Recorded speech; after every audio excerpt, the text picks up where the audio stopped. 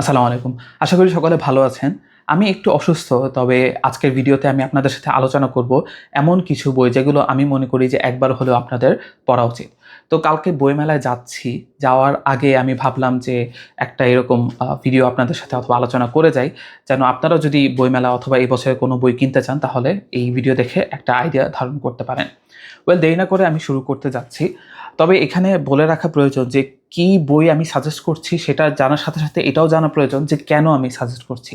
প্রথমত, একসাথে আমি ২ টা বই আপনাদের সাজেস্ট করছি। একটা হচ্ছে বাঙালি মুসলমান প্রশ্ন, এটা লিখেছেন হাসান মাহমুদ। আর একটা হচ্ছে উপন্যাস সমগ্র আহমদ ছফা। সো আহমদ ছফাকে আলাদা করে ইন্ট্রোডিউস করার আমি মনে করি না কোনো প্রয়োজন আছে। উনার যে উপন্যাসগুলো রয়েছে অসাধারণ। তো অনেক সময় হয় কি যে আমরা আলাদা আলাদাভাবে কিনতে গিয়ে আমাদের খরচ অনেকটা হয়ে যায়। তো মাওলা ব্রাদার্স কিন্তু একসাথে একটা সমগ্র প্রকাশ করেছে আরও আগেই। সো আপনারা চাইলে কিনতে পারেন। আই থিঙ্ক 490 থেকে 525 এরকম মূল্যেই আপনারা পেয়ে যাবেন। সো এখানে অনেক দারুণ দারুণ উপন্যাস একসাথে আছে। যদি আমাকে জিজ্ঞাসা করেন আমার ফেভারিট কোনটা, তাহলে কাব্য বৃত্তান্ত। আমার মনে হয় যে অনেকে এটাকে এতটাও অ্যাপ্রিসিয়েট করে না যতটা আমি করি। দেন ওঙ্কার আছে, যেটা আমার কাছে খুব ভালো লেগেছে আর কি। তো এই দুটো তো আমি প্রাইমারি সাজেস্ট করছি। এছাড়াও আরও দারুণ দারুণ উপন্যাস আছে, আপনারা সাজেস্ট করতে পারেন। তো আপনাদের মাথায় প্রশ্ন আসতে পারে যে একই সাথে আমি কেন এই বইটাও সাজেস্ট করছি। আহমদ ছফাকে আমি অনেক এপ্রিসিয়েট করি, but at the same time ওনার একটা লেখা আছে যে বাঙালি মুসলমানের মন। তো এটা যখন আমি প্রথমবার পড়েছি তখন আমার কাছে সর্ট অফ খুবই এনলাইটনিং লেগেছিল। পরে যখন আমি এই বইটা পড়েছি তখন আমার কাছে মনে হয়েছে যে আসলেই বাঙালি মুসলমানের মন বইটি হচ্ছে যে গোজামিলের বৃক্ষ। তো ওই বইটার একটা কাউন্টার হিসেবে এই বইটা লেখায়। তবে এই বইটা আরও ডেভেলপড।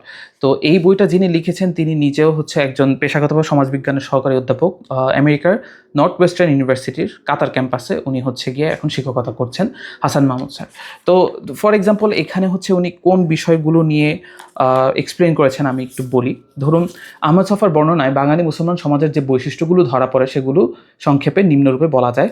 ১. বাঙালি মুসলমান বুদ্ধিবৃত্তিক দিক থেকে অপুষ্ট, অতএব পরনির্ভরশীল।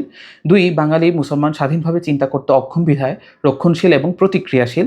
৩. বাঙালি মুসলমান নতুন চিন্তাধারাকে গ্রহণ করতে অক্ষম, ফলে উদ্ভাবনের বদলে অতীতকে আঁকড়ে থাকতে সচেষ্ট। এখানে আরও কিছু মানে অ্যাসপেক্টের কথা উল্লেখ করা আছে এবং সেগুলোকে খণ্ডন করা হয়েছে।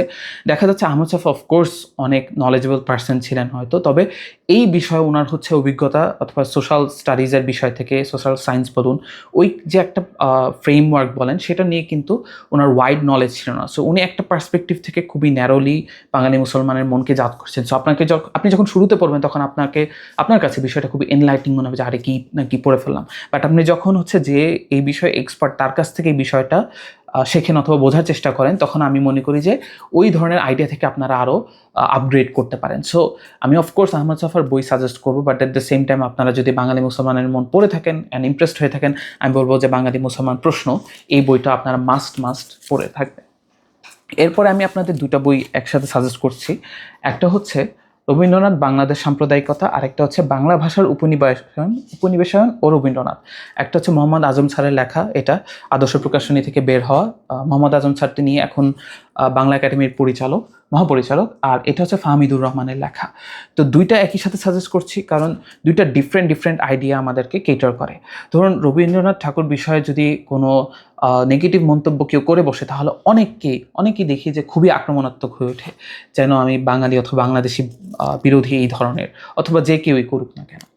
সো এই বইটাতে যে রবীন্দ্রনাথের রাজনীতির বিষয়, সাহিত্যের বিষয় না, রাজনীতির বিষয়ে বিভিন্ন কমেন্ট করা আছে, যেটা আমি মনে করি যে খুবই জরুরি। বিশেষ করে এটা গবেষণাধর্মী বই এবং এটা পড়লে আপনারা একটা ডিফারেন্ট আউটলুক, ডিফারেন্ট পার্সপেক্টিভ পেতে পারেন রবীন্দ্রনাথ ঠাকুরের বিষয়ে। আপনারা এগ্রি নাও করতে পারেন, সেটা আপনাদের বিষয়, কিন্তু আপনাদের তো জানা থাকা লাগবে। রবীন্দ্রনাথ ঠাকুর অ্যাজ এ সাহিত্যিক অফকোর্স উনি huge figure, but owner political Notion যে একদম কারেক্ট হতে হবে সেটা তো আসলে জরুরি না। ওকে। আর এইটা হচ্ছে বাংলা ভাষা উপনিবেশন ও রবীন্দ্রনাথ, যে বাংলা ভাষাকে যেভাবে কলোনাইজড করা হয়েছে, সেক্ষেত্রে রবীন্দ্রনাথের যে ল্যাঙ্গুয়েজ সেটা আমাদেরকে নতুন পথের দিশা দিতে পারে, ডিকলোনাইজ করতে পারে, অর্থাৎ উপনিবেশায়ন করতে পারে, সেই বিষয়টা এখানে উল্লেখ আছে। এটা মোহাম্মদ আজম স্যারের পিএইচডি থিসিস ছিল। তো সেটারই বই আকারে পাবলিশ হয়েছে এবং আমার কাছে এটাও খুব দারুণ লেগেছে। সো একদিক থেকে আমরা রবীন্দ্রনাথের পজিটিভ সাইডও আমরা এখানে দেখতে পারি, আবার রবীন্দ্রনাথ ঠাকুরের যে নেগেটিভ কিছু অ্যাসপেক্ট সেই জিনিসগুলো আমরা ইভ্যালুয়েট করতে পারি। সো আমি মনে করি একটা ব্যালেন্সড স্টাডি থাকা প্রয়োজন। সেম আগে যে বইটা বললাম সেক্ষেত্রেও যে আপনার আহমদ ছফা পড়েন, খুব ইমপ্রেশন, খুব ভালো কথা, বাট দ্য সেম টাইম ওনারও যে কিছু গাফিলতি আছে অথবা শর্টকামিংস আছে আর কি, সেগুলো কিন্তু আপনারা চাইলে ডিটেক্ট করতে পারেন। দেন আমি আপনাদেরকে যে বইটা দেখাচ্ছি সেটা হচ্ছে চিন্তার অর্কেস্ট্রা। এটা সারোয়ার তুষার, উনি হচ্ছে ইন্টারভিউ নিয়েছিলেন এখানে 5 জন চিন্তকের কাছ থেকে, এবং এই বইটা আমার কাছে খুবই প্রিয়। এটা গ্রন্থিক প্রকাশনী থেকে প্রকাশিত। এটা হচ্ছে আপনারা গ্রন্থিকের স্টল খুব সম্ভবত 952, 53, 54 এরকম, সেখানে গিয়ে আপনারা পেতে পারেন। আমি যদি ভুল হয়ে থাকি তাহলে অফকোর্স কারেক্ট করে দেবেন। এনিওয়ে, পয়েন্ট ইজ যে এই বইটা কেন গুরুত্বপূর্ণ, ধরুন আমি অথবা আমার মতো যারা হচ্ছে একটু অ্যাডভান্সড পড়াশোনা করতে চান, সেক্ষেত্রে গ্রন্থিক প্রকাশনীর যে বইগুলো সেগুলো খুবই এক্সিলেন্ট আমার কাছে মনে হয় ব্যক্তিগতভাবে। সো আপনারা এটা পড়তে পারেন। ধরুন এখানে শেষের একটা অংশ আমার কাছে খুব ভালো লাগে, অথবা এখানে পেছনে লেখা যে ক্রিটিক্যাল চিন্তার মানে নিজেদের চিন্তার মধ্যেও বসে থাকা, ভুলে যাওয়া ভুলের প্রতিবাদ করা। সো আমরা যখন চিন্তা করি তখন আমরা এরকম ভাবি যে আমরা যা চিন্তা করছি আমাদের চিন্তার কাঠামো সেটা হচ্ছে একদম পারফেক্ট, কিন্তু আমরা যদি একটু স্টেপ ব্যাক করে আমরা যে সেই থটটাকে ক্রিটিক করার চেষ্টা করি, তখন আমি মনে করি যে আমাদের যে আইডিয়া সেগুলো আরও ডেভেলপ হবে। সো গ্রন্থিকের এই বইটা আমার যতগুলো বই আছে পড়া গ্রন্থিকের মাঝে এটা সবচেয়ে বেশি ভালো লেগেছে। সো আমি আপনাদের এটা স্ট্রংলি সাজেস্ট করতে পারি। দেন আমি আপনাদেরকে মুক্তিযুদ্ধ বিষয়ক যদি বইয়ের কথা বলি, আমার হাতে এই মুহূর্তে নেই, সেটা হচ্ছে মূলধারা 71। এটা নিয়ে আমি এর আগে লিখেছি। তো বইটা আমি একজনের কাছ থেকে অনেক আগে নিয়েছিলাম, পড়েছিলাম, আমার কাছে দারুণ লেগেছে। আপনার মূলধারা 71 মহিদুল হাসানের লেখা বইটা অবশ্যই পড়তে পারেন।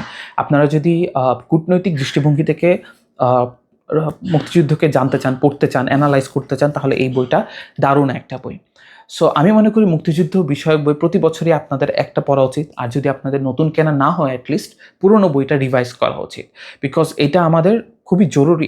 আমাদের অস্তিত্বের জন্য, আমাদের নিজেদের পরিচয়ের জন্য খুব জরুরি।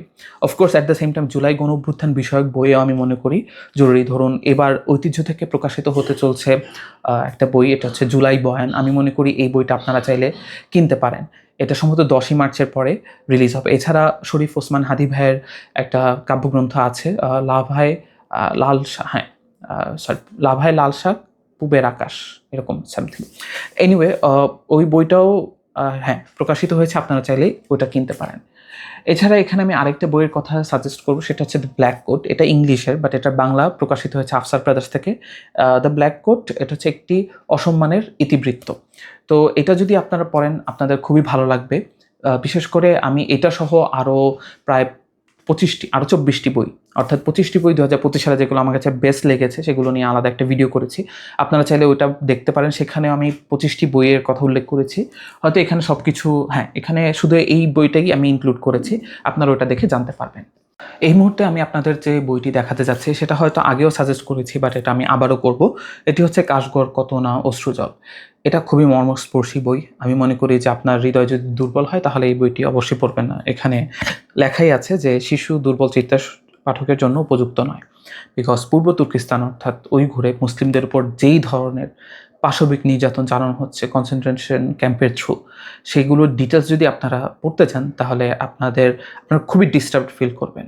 বাট আমি মনে করি এটা পড়া প্রয়োজন। আমরা হয়তো কিছু করতে পারি বা না পারি, অ্যাটলিস্ট দোয়া তো করতে পারি, আমরা যেন অনুভব করতে পারি যে তারা ঠিক কী ধরনের কষ্ট এখনও সহ্য করছে।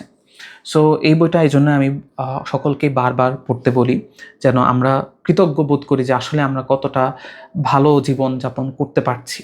হয়তো পারফেক্ট না আমাদের জীবন, বাট তাদের থেকে অনেক ভালো। দেন আমি আপনাদের যে বইটা সাজেস্ট করছি সেটা হচ্ছে দ্য ইম্পসিবল স্টেট, ইসলাম, রাজনীতি ও আধুনিকতার নৈতিক সংকট। তো এটা হচ্ছে ওয়াইল বি হাল্লাকের লেখা বই। এটা নিয়ে আমি অল্প করে কথা বলেছিলাম যে 2025 সালে ইসলামী বই মেলায় যখন কিনেছিলাম সেটার ওই সময়। তো বিষয়টা হচ্ছে যে আধুনিক রাষ্ট্র ব্যবস্থার একটা বড় প্রবলেম হচ্ছে, সেটা হচ্ছে নৈতিকতা বিবর্জিত। সো আধুনিক রাষ্ট্র ব্যবস্থার সংকটটা কোথায়, সেখানে ইসলামের কাজ অথবা ইসলামের ইন্টারভেনশনটা কীরকম হতে পারে সেটা নিয়ে একটা দারুণ বই, এবং এটা ক্রিটিক্যালি অ্যাক্লেমড বই অ্যারাউন্ড দ্য ওয়ার্ল্ড। অ্যান্ড এটা হচ্ছে ইন্টারডিসিপ্লিনারি বই, যার কারণে আমি মনে করি যে আপনারা যদি একটু অ্যাডভান্স লেভেলের পাঠক হন অথবা ইন্টারমিডিয়েট লেভেলের পাঠক হন তাহলে এটা আপনাদের জন্য অ্যাপ্রোপ্রিয়েট। বাট আপনারা যদি এই বইটা দিয়ে শুরু করতে যান তাহলে আমি মনে করবো যে হ্যাঁ, অনেক ক্ষেত্রে আপনারা স্ট্রাগল করবেন। যদিও এই বইটির অনুবাদ অনেক দারুণ হয়েছে এবং বিভিন্ন জটিল বিষয়গুলোকেও যতটা সম্ভব সহজভাবে আগে ভাগিয়ে আপনাদেরকে উপস্থাপন করার প্রচেষ্টা করা হয়েছে। সো হ্যাঁ, আপনারা পড়তে পারেন, তবে এটা আমি বলবো ইন্টারমিডিয়েট এবং অ্যাডভান্স লেভেল পাঠকদের জন্য আমি সবচেয়ে অ্যাপ্রোপ্রিয়েট মনে করছি। দেন সর্বশেষ একটা বই আমি সাজেস্ট করছি, সেটা হচ্ছে সৈকত সমুদ্র পারাপারের দর্শন। এটা খালিল জিব্রানের লেখা, এটার অনুবাদ করেছেন মুজিব রহমান। তো এই বইটা হচ্ছে খালিল জিব্রানের আপনার কিছু দার্শনিক উক্তি, বচন, এই জিনিসগুলো। ছোট বই, অ্যান্ড প্রায় 45 পৃষ্ঠার মতো, বাট হ্যাঁ, দামটা একটু বেশি, প্রায় 180 টাকা এরকম। সো হ্যাঁ, আপনারা চাইলে কিনতে পারেন। যে উক্তি বচনগুলো আছে সেগুলো ভালো, যেহেতু এটা ছোট সাইজ, আপনারা সহজে ক্যারি করতে পারেন। সো একটু নতুন বই ট্রাই করার জন্য আমি আপনাদেরকে এটা মেনশন করছি। সো আশা করি যে আপনারা এই বইগুলো পড়বেন এবং এই সাজেশনগুলো ভালো লাগবে। এই বইমেলায় আমার হয়তো খুব বেশি বই কেনা হবে না, কারণ আমি টার্গেট করে রেখেছি যে এই বছরে নিজের জন্য 20টার বেশি বই আমি কিনবো না। নাহলে হয়তো ইউপিএল প্রকাশনী থেকে কিছু দারুণ দারুণ বই বের হচ্ছে, যেমন সৈয়দ জামিলের লেখা ইন্ডিগো রেবেলিয়ান একটা বই, বাট 1050 টাকা দাম। এছাড়া ধরুন রিচার্ড ইটেনের একটা বই আছে, সেটার বাংলা অনুবাদ বের হয়েছে। এটা হচ্ছে the rise of Islam in and Bengal frontier, অর্থাৎ বাংলায় ইসলামের উত্থান এবং বাংলা সীমান্ত পসিবলি। তো এই বইটাও হচ্ছে দারুণ, আমি সাজেস্ট করতে পারি। স্পেশালি আমি যে বইটার কথা বললাম, বাঙালি মুসলমান প্রশ্ন, সেখানেও রিচার্ড ডিটনের কথা বারবার মেনশন করা হয়েছে। সো এই বইগুলো আপনারা চাইলে পড়তে পারেন। এছাড়া নেয়ামত ইমামের আরেকটা বই সম্ভবত ঐতিহ্য থেকে বের হবে, এতদিনে হওয়ার কথা, আয়নাঘর, বাট এখনও হয়নি, বাট আপনারা চাইলে পড়তে পারেন। সো আজকের জন্য এতটুকুই। আপনারা চাইলে জানাতে পারেন যে আপনারা এই বইমেলায় কী কী বই কিনবেন। অ্যান্ড অফকোর্স আশা করি যে নেক্সট ভিডিওতে আমি আপনাদের সাথে আলোচনা করতে পারবো যে 2026-এর বইমেলা উপলক্ষে আমি যে বইগুলো কিনেছি সেগুলো নিয়ে। তো আজকের জন্য এতটুকুই। আমার জন্য দোয়া করবেন। ধন্যবাদ। আল্লাহ হাফেজ। আসসালামু আলাইকুম।